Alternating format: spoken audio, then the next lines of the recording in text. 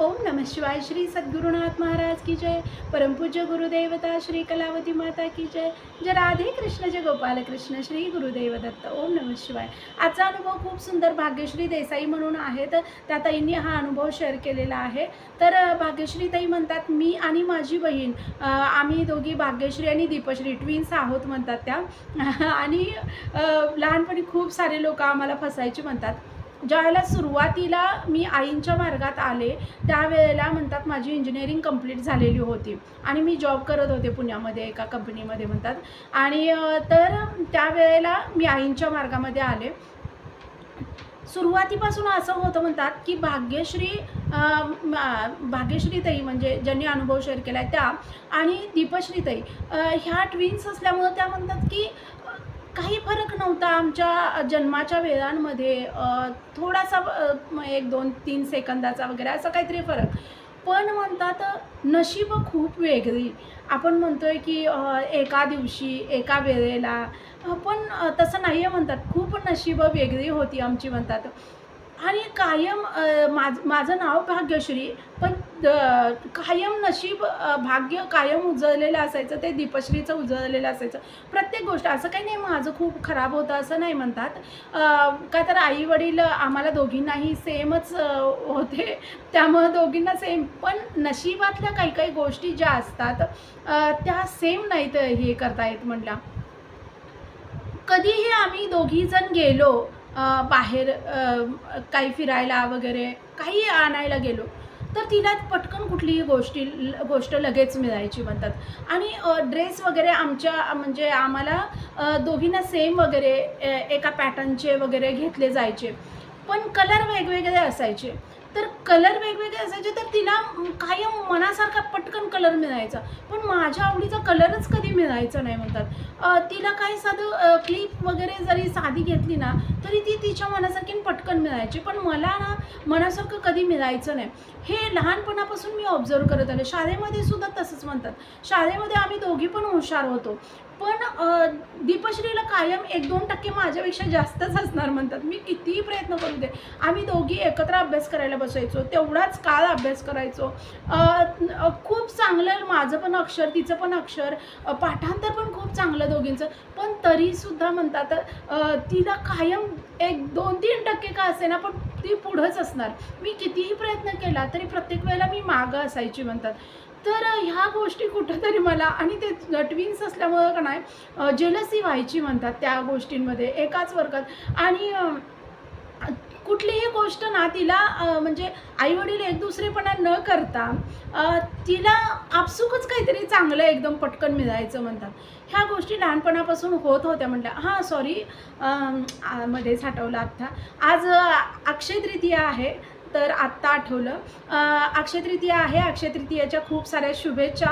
आणि दुसरी गोष्ट महत्त्वाची तुम्हाला सांगायची आहे म्हणजे आज 5000 सबस्क्रायबर आज झालेले आहेत चॅनलवरती, तर खूप सारं धन्यवाद तुम्हाला सर्वांना। तुमच्या सर्वांचं प्रेम आणि सपोर्ट असाच राहू दे ही आईंचरणी प्रार्थना आहे। आणि मी रविवारी, ते सांगायचं राहिलं, महत्त्वाची गोष्ट आहे, रविवारी मी कुरुंदवाडला गेलेले होते, तर तिथं सबस्क्रायबर भेटलेले होते। मला खूप भारी वाटायला लागलं, म्हणजे खूप जास्त सबस्क्रायबर नाही आहे तरीसुद्धा। परवा पण काही रुपालीताई मिरजेवरून इकडं आल्या शोधत, ते पण। आणि परवा पण रविवारी मी गेल्यानंतर कुरुंदवाडला तिथं सॉरी आज कळायला लागलं, सुषमाताई म्हणून आहेत, त्या तिथं भेटल्या कुरुंदवाडमध्ये। आणि त्यांनी म्हणजे नको नको बोलत असताना जोर जबरदस्ती घरी घेऊन गेल्या। अरे घरी गेल्या, त्यांनी खायला वगैरे पोहे आंबे वगैरे सगळं केलं, आणि त्यांनी अगदी जोर जबरदस्ती त्यांच्या बहिणीकडे घेऊन गेला। तर सविताताई म्हणून, सविता नाव आहे त्या ताईंचं। तर त्यांनी बोलल्या की त्यांनी पण व्हिडिओ बघतात, तर त्या बोलल्या ताई तुमच्या आता 5000 व्हायला 100 कमी असतील। तर त्या 4.9 असं काहीतरी दिसत होतं, 4.9 असं काहीतरी दिसत होतं। तर मी म्हटलं नाही 5-6च राहिले तर कंप्लीट व्हायला। मग त्यांनी म्हटलं अरे वा होय का 5-6च राहिलेत का? मग त्यांनी त्यांच्या मुलानं जाऊन केक घेऊन आला, आणि तुम्ही 5000 ज्या दिवशी होतील, आता 2-3 दिवसात होतीलच, तर 5000 ज्या दिवशी होतील त्या दिवशी कट करा।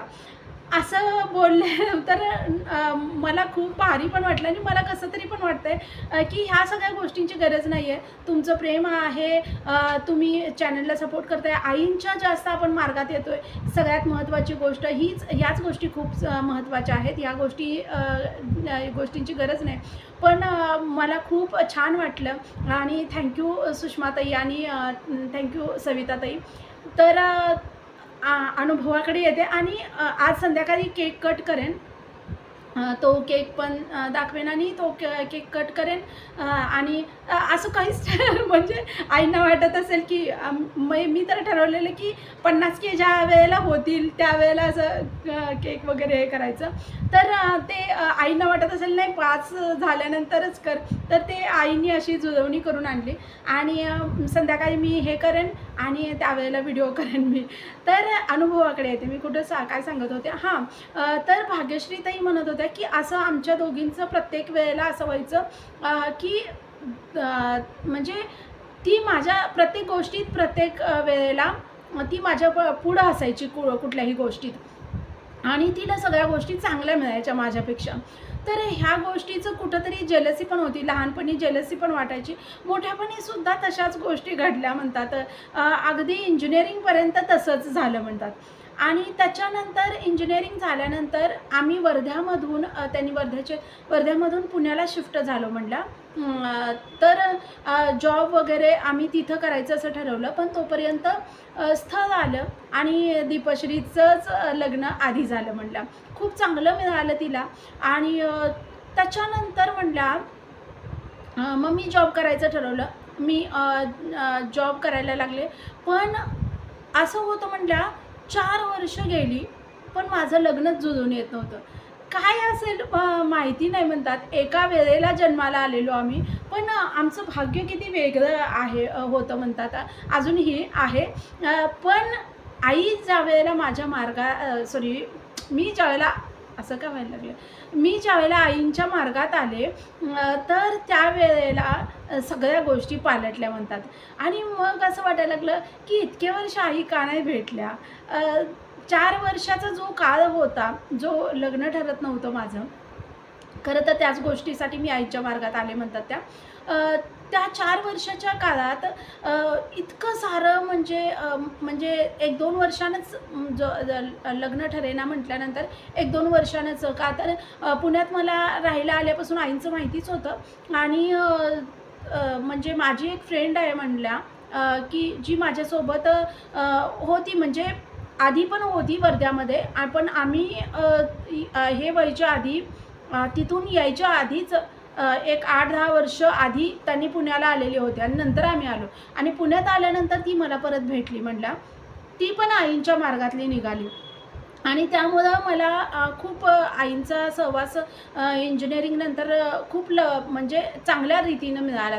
खूप लवकर नाही, खूप चांगल्या रीतीनं आईंचा सहवास मिळाला. तिचे खूप अनुभव ऐकले म्हणल्या. का तर तिचं लग्न झालं, लवकर लग्न झालं तिचं. आणि लग्न झाल्यानंतर तिला सासरी खूप त्रास होता. त्याच्यानंतर सासरी त्रास होता ते झालं. पण तिच्या मिस्टरांनी पण दुसरं लग्न केलं. हे सगळ्या गोष्टी तिला खूप त्रासदायक होत्या. पण त्यातनं ती बाहेर पडली. त्याच्यानंतर दुसरं लग्न झालं. खूप चांगल्या रीतीनं संसार थाटला गेला. हे सगळं ती अनुभव ज्यावेळेला शेअर करत होती माझ्याशी, तर त्यावेळेला मला असं वाटायला लागलं की हा मार्ग आपल्यासाठी खूप चांगला आहे. आणि मग मी आईंच्या मार्गात ज्यावेळेला आले त्यावेळेला आईंची प्रवचनं वगैरेसुद्धा मी ऐकली. आणि त्याच्यानंतर ते उपासना करायची कुठली, तर मी पहिल्यांदा नित्योपासना करायला घेतली म्हणतात. तर नित्योपासना ज्यावेळेला मी करायची, का तर माझं ऑफिस असायचं, मला दुसऱ्या काही जमायचं नाही म्हटलं. त्यामुळे मी संध्याकाळी येऊन तर नित्योपासना ज्यावेळेपासून मी करायला सुरुवात केली म्हणतात, तुम्हाला सांगू म्हणतात, इतका फास्ट रिझल्ट मला नित्योपासनेमुळं मिळाला. मला कल्पना नव्हती म्हणतात. आधीपासूनच म्हणजे हे होतं, म्हणजे इतकं काही खराब नशीब होतं असं नव्हतं. दीपश्रीपेक्षा थोडंसं हे होतं, पण माझं नशीब पण काही फार खराब होतं असं नव्हतं म्हटलं, चांगलंच होतं. पण इतकं फास्ट रिझल्ट मिळेल असं वाटलं नव्हतं म्हटलं. लग्नासाठीच मी हे केलेलं होतं. आणि माझी सेवा झाली म्हणतात, 1 वर्ष, सव्वा वर्ष सेवा झाली म्हणतात आणि एक स्थळ आलं म्हणतात. तर ते स्थळ आल्यानंतर मला इतकं हे वाटलं म्हणतात, म्हणजे खूप भारी वाटलं म्हणतात, की जे पहिलं स्थळ होतं, जे मला खूप, खूप, खूप आवडलेलं होतं. आणि मला आईंना म्हणजे मी आईंना फक्त एकच बोलले, की जर आई खरंच मला मला ह्यातनं चांगलं काहीतरी मिळणार असेल, तर मला मुलगा खूप आवडला आहे हा आणि तर हे ठरवू दे, जर मला ह्यातनं चांगलं मिळणार असेल तर. आणि तुम्हाला सांगू म्हटला एक 1 तासाच्या आतच म्हणजे आमचं पसंती पण एकमेकांना हे झालं, म्हणजे दोन्ही फॅमिलींनी होय म्हणून सांगितलं 1 तासाच्या आतच. आणि तो दिवस गुरुवारचा दिवस होता म्हणतात. खूप भारी वाटलं मला त्या दिवशी म्हणतात, की ज्या दिवशी म्हणजे आपल्या गुरूंचा वार आपण म्हणतोय, त्या दिवशी मला आवडलेला मुलगा त्यानं मला होय म्हणून सांगितलं. तर ही गोष्ट माझ्यासाठी खूप महत्त्वाची होती. का तर कॉलेजमध्ये वगैरे सुद्धा 1-2 जणांनी प्रपोज केलेलं होतं असं म्हणतात ताई मला. पण ते अशा टाईपचे होते, की माझा प्रेमावरचा विश्वासच उडेल.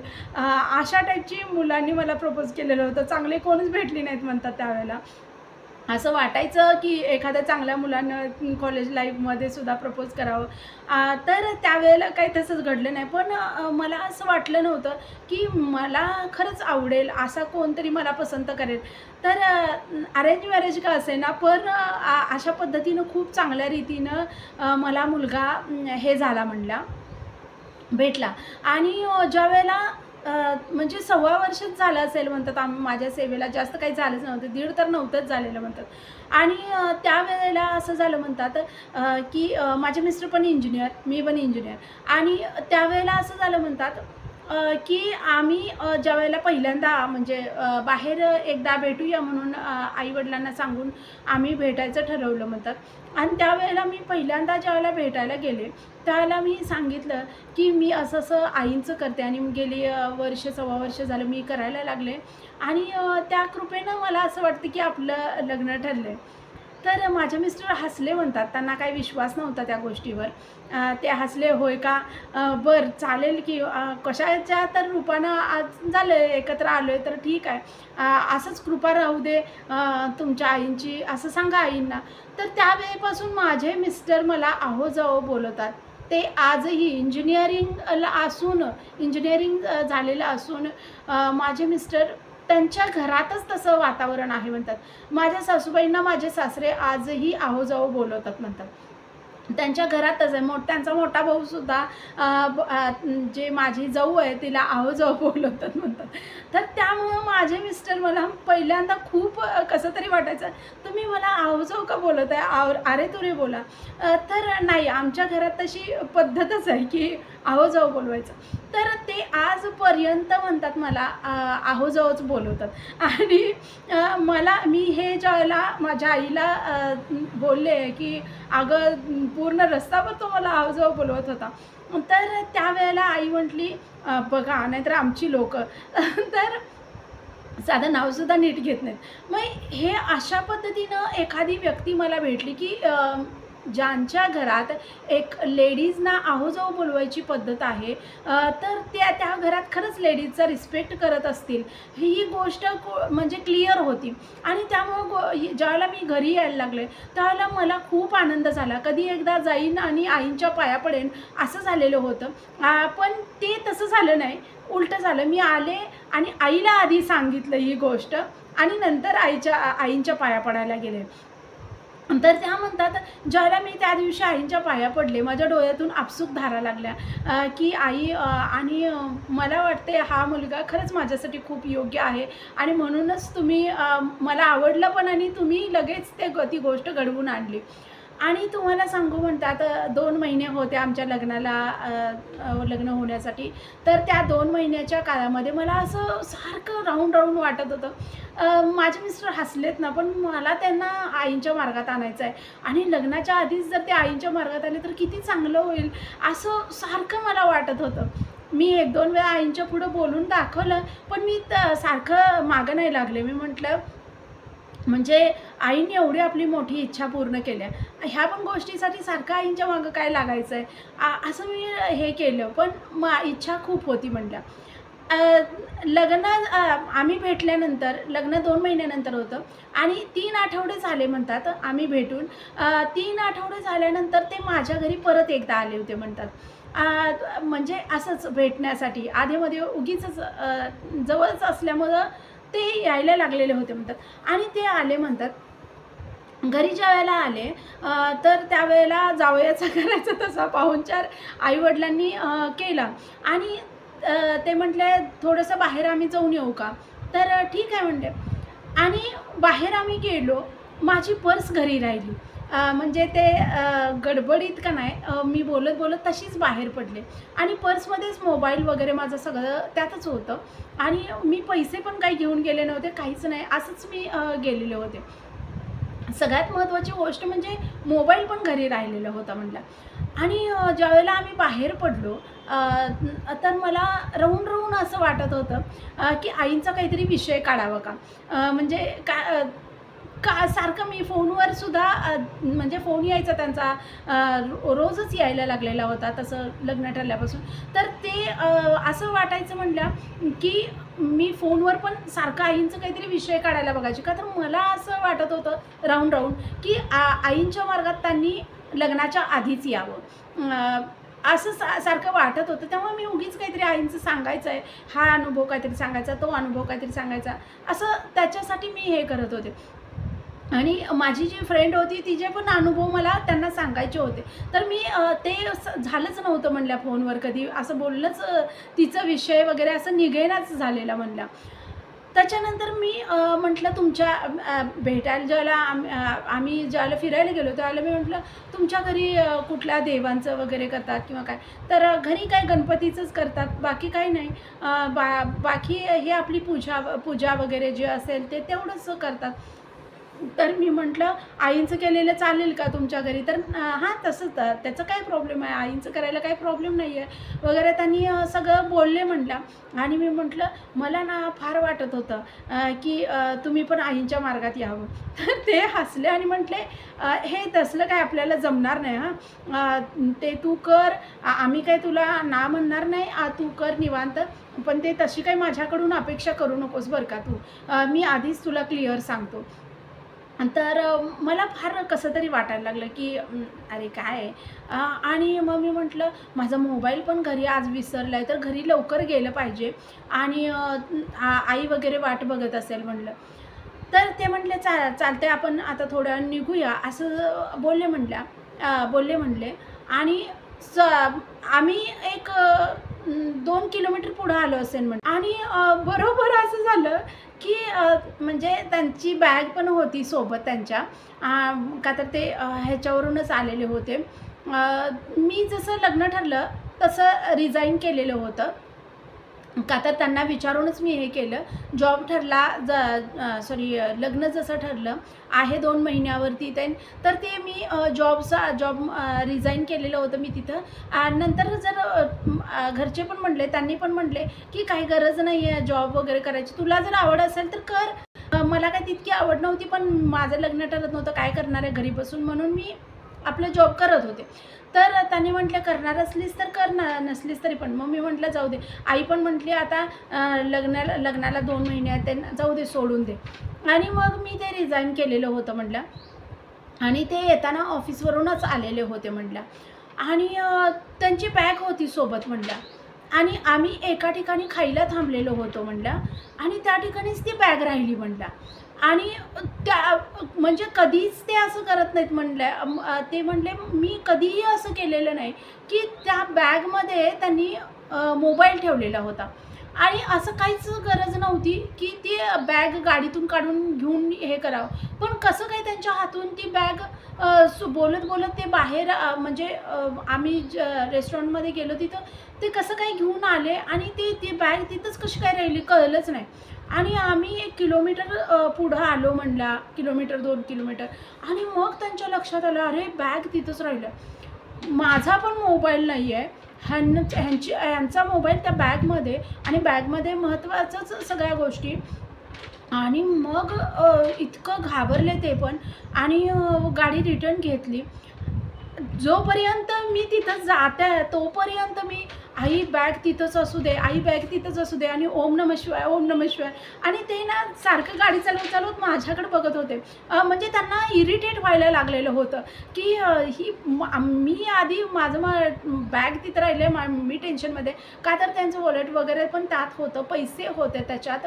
आणि मग त्यांना असं वाटायला लागलं, की ते जाते बिते का काय असं.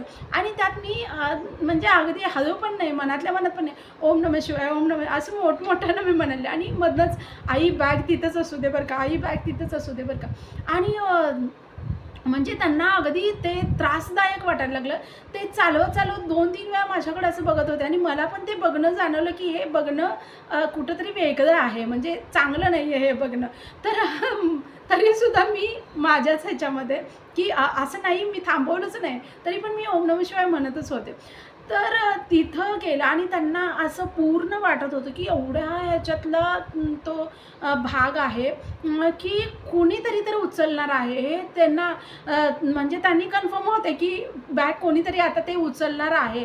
आयतं कुणाच्या तरी हातात चांगलंच मोठं गव्हालं जाणार आहे, असं त्यांना वाटायला लागलं.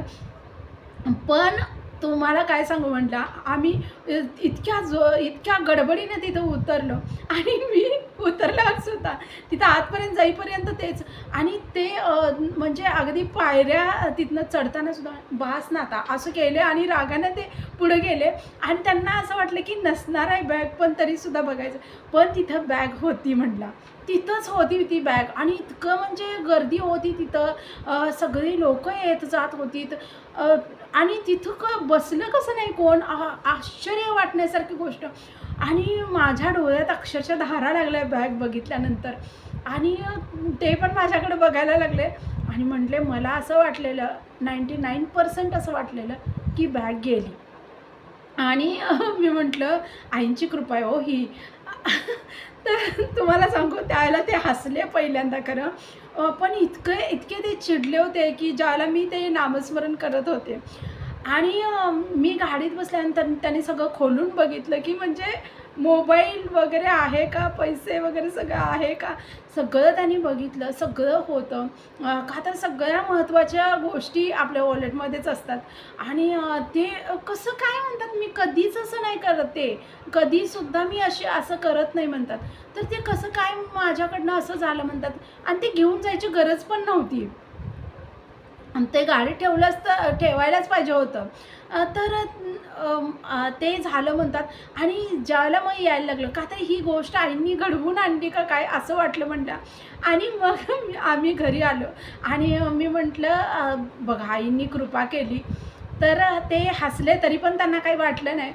पण म्हणलं कुठेतरी असं हे वाटलं, की हां, हिची श्रद्धा आहे आणि तसं ते झालं तर खूप चांगलं आहे. बरं झालं आईंनी केलं ना, त्यांनी तरी केलं, बरं झालं असं ते बोलले.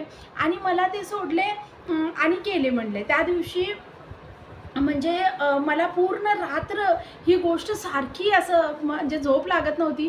तोपर्यंत पूर्ण रात्र मला ही गोष्ट सारखी अशी वाटत होती, की आईने किती छान कृपा केली. पण अजून पण ह्यांना कसं काही हे वाटलं नाही. मला असं वाटलं, काही इथं चान्स नाही आहे मार्गात येण्याचा, लग्नाआधी तर नाहीच नाही, असं वाटायला लागलं म्हटलं. आणि त्याच्यानंतर मी कधीच त्यांना असं बोलवायची नाही, पण ते आपणहून यायचे. आणि आई वगैरे पण म्हणायचे, "आता हां, 2 महिने राहिलेत, लग्नाला येऊ देत." आणि त्याच्यानंतर आठवडा 2 आठवड्यांनी परत एकदा ते आमच्या घरी आले म्हणलं.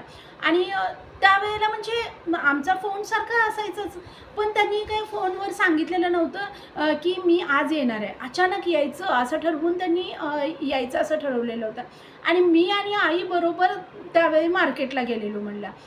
त्यांनी येणार, आम्हाला माहिती असतं तर आमच्यातलं कोणतरी तर थांबलं असतं. माहिती नाही, त्यामुळं आम्ही पण काय फोनवर आधीच झालेलं होतं बोलणं. तर आम्ही पण दोघी मार्केटला गेलो. आणि मार्केटला गेल्यानंतर म्हणल्या, तिथं गेल्यानंतर त्यांनी फोन केला, की मी घरी आलो आहे म्हणून. आता घरी आलो आहे म्हटल्यावर लगेच तर येणं काही शक्य नव्हतं. म्हणजे एक 20-25 मिनटं तर लागणार होती. तर अहो एक अर्धा तास तरी लागेल आता आम्हाला यायला. का तर सगळं घेतलं आहे आम्ही, पण येईपर्यंत तरी थोडा वेळ लागेल मग सांगितलं त्यांना. तर ते म्हटले, "मग मी थांबू का जाऊ?" तर म्हटलं, "थांबा, थांबत असेल म्हणजे तुम्हाला वेळ असेल तर थांबा, नसेल तर जावा." असं आम्ही बोललो म्हटलं त्यांना. तर आम्हाला काय वाटलं, बरं ठीक आहे मग मी निघतो, मी नंतर येईन असं ते बोलले. मग आम्हाला काय वाटलं, हां मग चला आपण आता करूया शॉपिंग काय असं आणि काय काय करायचं आहे ते, तर घेऊया असं म्हणून आम्ही दोघी मग हे केलं. आणि एक 10 मिनिटांनी त्यांचा फोन आला, की नाही मी थांबतोय. तर मी म्हटलं, "काय थांबतोय, येतोय, थांबतोय, येतोय" असं ह्यांनी लावलं. ठीक आहे म्हणलं, "मग थांबा." मग माझी आई काय बोलली, म्हटली, "तू जा पाहिजे तर पुढं, मी नंतर येते" म्हणली. "जेवढं घेतलंय तू ते तू घे आणि तू जा पुढं." तर मग मी म्हटलं, "बरं ठीक आहे, जे राहिले ते घेऊन तू ये मग" म्हटलं नंतर. मग मी निघाले म्हणल्या, ऑटो केली आणि मी आले म्हणल्या. त्याच्यानंतर मी आल्यानंतर जवळ-जवळ मी येऊन 10 मिनिटं इकडं-तिकडं मी त्यांना बघायला लागले, फोन लावायला लागले. फोन पण रिसीव्ह करेनात, रिंग तर होते. आणि म्हटलं गेले कुठे ह्यांनी? म्हणजे आले पण नाहीत, बिल्डिंगच्या तिथं पण कुठं दिसत नाही आहेत. मी उभारले तिथंच. बरं वरती गेले तर वरती जायचा चान्स नाही का? तर आता ही नाहीच म्हटल्यावर तिथं काय उभारून करणार आहेत? मी सगळीकडे शोधायला लागले, बघायला लागले, तर त्यांचा पत्ताच नाही कुठं. मग मी काय केलं, म्हटलं येतील आणि कॉल करतच मी घरी गेले म्हटल्या. घरात आत पोहोचले, तरी पण त्यांनी कॉल रिसीव्ह नाही केला, काय नाही केला. मी म्हटलं असं का करायला लागलं हे? आणि त्याच्यानंतर मग म्हटल्या एक 15-20 मिनिटानंतर आईच आली घरी म्हटल्या. 15-20 मिनिटापेक्षा जास्तच झालं म्हटल्या. आणि आईच घरी आली आणि मी सारखी फोन लावायला लागले ते लागले. मला टेन्शन यायला लागलं, की अरे आत्ता 10 पूर्वी तर ज्या माणसानं आपल्याला फोन लावला आहे, त्याला आपण आता अर्धा तास झालं फोन लावायला लागलो आहे. आई तिकडून मार्केटमधनं घरी आली, तरी पण ह्यानी कॉल रिसीव्ह नाहीत करत. आणि मग मला कुठेतरी टेन्शन पण यायला लागलं, की म्हणजे कुठं चालले होते का परत घरी आणि काय म्हणजे काय काय वाटेल ते मनात जे येतंय ते यायला लागलं म्हणलं. आणि मग मी घाबरले म्हटलं, एक अर्धा पाऊण तास आई आल्यानंतर पण तर मी घाबरलेच म्हटलं. का तर आई आली आणि अजून हे आले नाहीत. बरं कॉल रिसीव्ह करून मी चाललो आहे असं जर म्हटले असते किंवा मी आलो घरी तुझी वाट बघून असं जरी म्हटलं असतं का, तर वाट बघण्याचं काही नाही, मी लगेचच निघले होते. तरी पण मग म्हटलं काय झालं आहे कुणास ठाऊक. मी घरी कॉल केला तिकडं. आईनं विचारलं, की हे आलेत का म्हणून. तर नाही आले. नाही आला बोलल्यावर मला मग जास्तच टेन्शन यायला लागलं, का तर कॉल पण ते रिसीव्ह करेनात. आणि मग म्हटल्या मी का नाही लगेच उठले, आणि माळ घेतली म्हणल्या आणि नामस्मरण करायला बसले म्हणल्या. मला इतकी भीती वाटायला लागली म्हणल्या, नामस्मरणाकडे अजिबात लक्ष नव्हतं, पण मी नामस्मरण करायला बसले म्हणल्या. थोड्याच वेळात माझं नित्योपासनेचं पण टाईम होणार होतं म्हणल्या. आणि म्हणजे का तर ते ऑफिसवरनं सुटूनच आलेले होते. त्याच्यानंतर खूप वेळ झालेला होता. आईला म्हटलं, "तू कॉल लाव त्यांना, लावत राहा. मी नामस्मरण करते.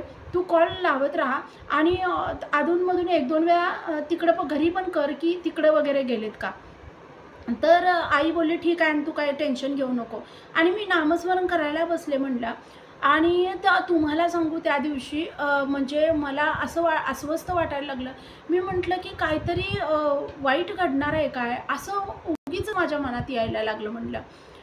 आणि तुम्हाला काय सांगू म्हटलं, मी ज्या वेळेला म्हणजे नामस्मरण करता मध्येच थांबायची म्हटलं. म्हणजे आई फोनवर आईनं फोन लावले, हां हॅलो असा आवाज ऐकला, की मध्येच मी नामस्मरण करताना थांबायची म्हटलं.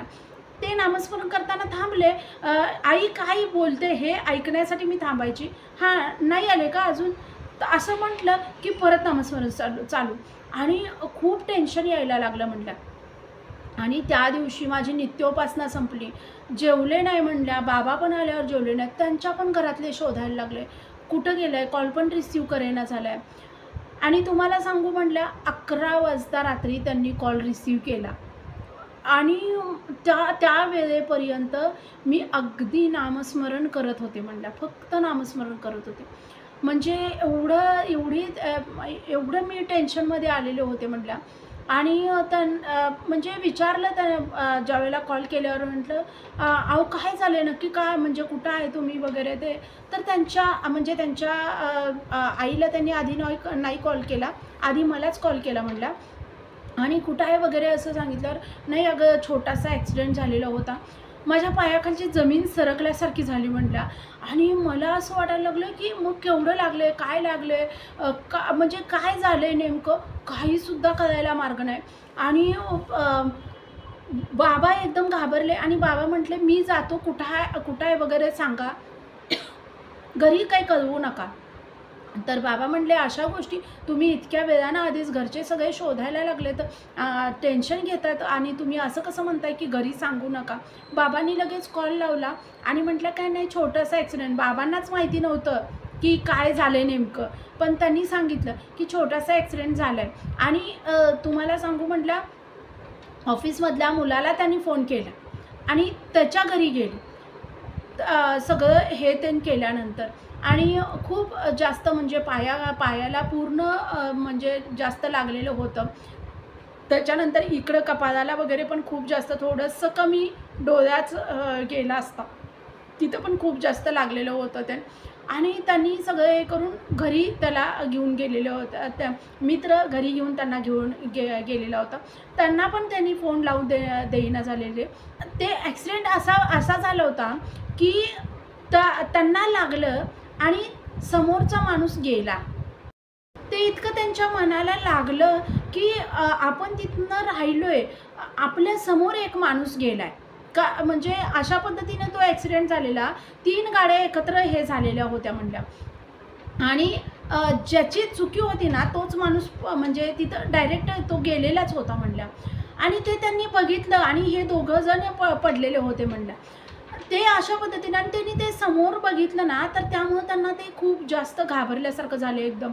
आणि तुम्हाला सांगू म्हटलं, आम्हाला जाईपर्यंत असं वाटायला लागलं त्या मित्राच्या घरी की काय आणि काय, म्हणजे घरी आणलं म्हटल्यावर तर ओळखलं की काय नाही, एवढं हे नसेल, पण मग एवढे का घाबरलेत हे, म्हणजे घरी न सांगण्या इतपत 11 वाजले रात्रीचे, असं काय एवढं हे झाले.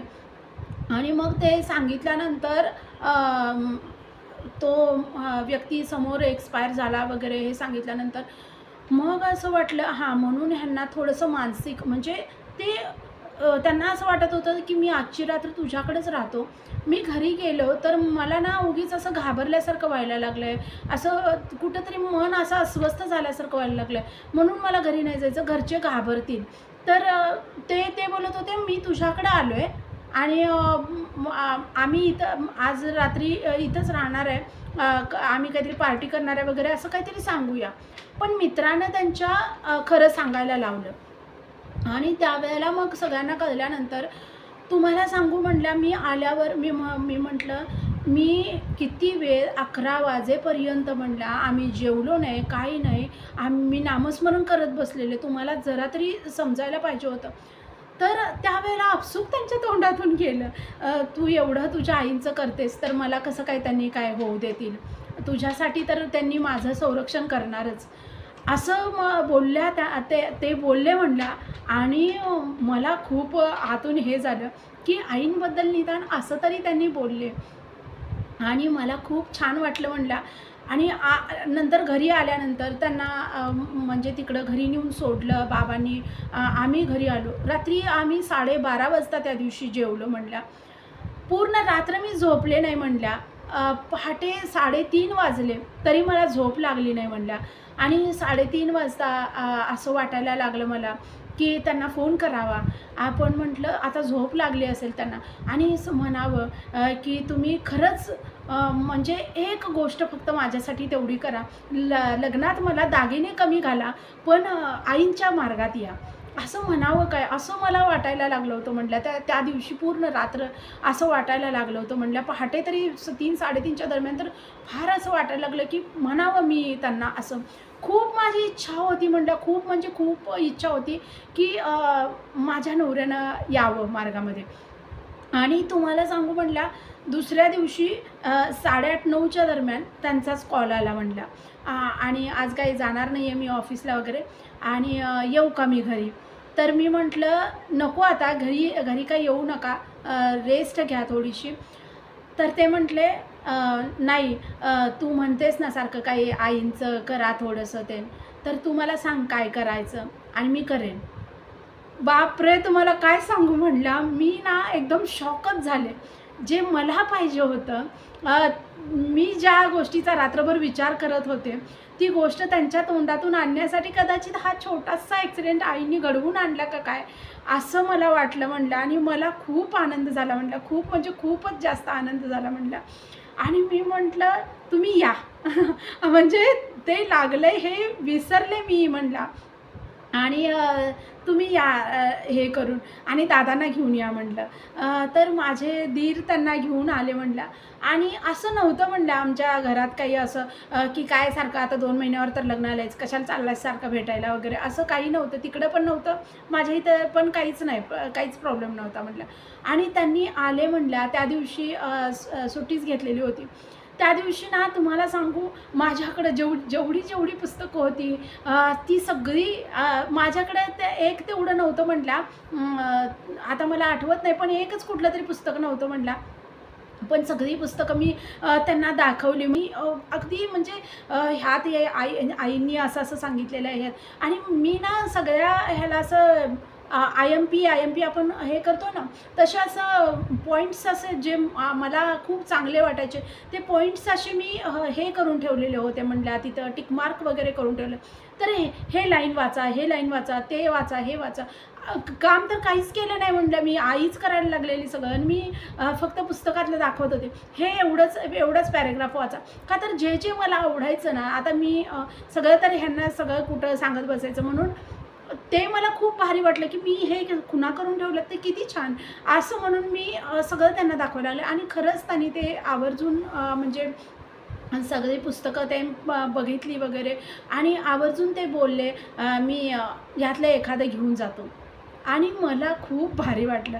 मग मी पहिल्यांदा म्हटलं, "तुम्हाला कुठलंही ना, तर तू सांग कुठलं." तर मग मी म्हटलं, ठीक आहे, काही पण हे करा. आणि डोळे बंद केले आणि एका पुस्तकावर हात ठेवा, अशी सगळी पुस्तकं ठेवली. एका पुस्तकावर हात ठेवा आणि कुठलं पण घ्या, असं मी त्यांना बोलले म्हटल्या. आणि ते ज्यावेळेला त्यांनी हे केलं, त्यावेळेला गोपाळकाला ते पुस्तक निघालं म्हटलं. आणि त्यांनी ते पुस्तक पहिल्यांदा वाचलं म्हटलं. आणि मग मी सांगितलं, बालोपासना पण करायला सुरुवात करा. का तर ते म्हणजे खूप जास्त काही मोठं जमणार नाही, लगच्या लगेच, आणि कंटाळा वगैरे येतोय असं वाटायला लागलं ह्यांना, तर काय करायचं. म्हणून मग मी म्हटलं, बालोपासना एक करा आणि ह्यातली पानं तुम्हाला जेवढी वाचता येतील तेवढी वाचा. ओम नमः शिवाय म्हणा. तर किती वेळा म्हणायचं, 11 वेळा म्हटलं तर चालेल का. मीठ म्हटलं, ठीक आहे, 11 वेळा म्हणा. आणि तुम्हाला सांगू, तो तेवढा नेम त्यांनी लग्नापर्यंत केला. आणि मग ही माझी खूप मोठी इच्छा जी होती ती आईंनी पूर्ण केली. लग्नाआधीच माझा नवरा माझ्या आईंच्या मार्गात आला. आणि लग्न झालं. आणि त्याच्यानंतर म्हटल्या, दोघंही आईंच्या मार्गात खूप चांगल्या रीतीनं सगळ्या गोष्टी, कुठल्याही गोष्टी तर म्हणजे आज तागायतच, तर मला कधीही कुठलाही प्रॉब्लेम नाही. आणि तुम्हाला सांगू, ही गोष्ट सगळ्यात महत्त्वाची, की आईंच्या मार्गात आले. आणि सगळ्यात महत्त्वाची गोष्ट घडली ती म्हणजे दीपश्री. प्रत्येक वेळेला दीपश्रीचा भाग्याचा जोर माझ्यावरती असायचा. पण तुम्हाला सांगू म्हणल्या, जसं आईंच्या मार्गात आले, दीपश्रीचं चांगलंच आहे, काही वाईट नाही असं नाही म्हणला. पण दीपश्रीपेक्षा सगळ्यांनी ही गोष्ट अगदी मान्य केली म्हणला. दीपश्रीपेक्षा अगदी सरस सगळ्या गोष्टी तुला मिळाल्या, अगदी सगळ्या गोष्टी चांगल्या मिळालेल्या आहेत तुला लग्नानंतर. का तर घर म्हणा, किंवा नवऱ्याचं जॉब जे आहे ते म्हणा, आणि नवऱ्याचा स्वभाव म्हणा, ह्या सगळ्या गोष्टी दीपश्रीपेक्षा मी म्हणजे त्या गोष्टीत मी अगदी भाग्यवान ठरले ह्या सगळ्या गोष्टींमध्ये. त्याच्यानंतर आमच्या मुलांमध्ये जर आता कंपेअर केलं म्हणतात, तर दीपश्रीपेक्षा माझी मुलं कायम, म्हणजे दीपश्रीच्या मुलांपेक्षा माझी मुलं कायम पहिल्या नंबरला असतात म्हणतात. तिची मुलं का कुणास ठाऊक म्हणतात. दीपश्री एवढी हुशार होती शाळेमध्ये, मिस्टर पण तिच्या हुशारच आहे, पण मुलं मठ्ठच निघलेत म्हणतात तिची. शाळेत अजिबात इंटरेस्टच नाही आहे त्यांना.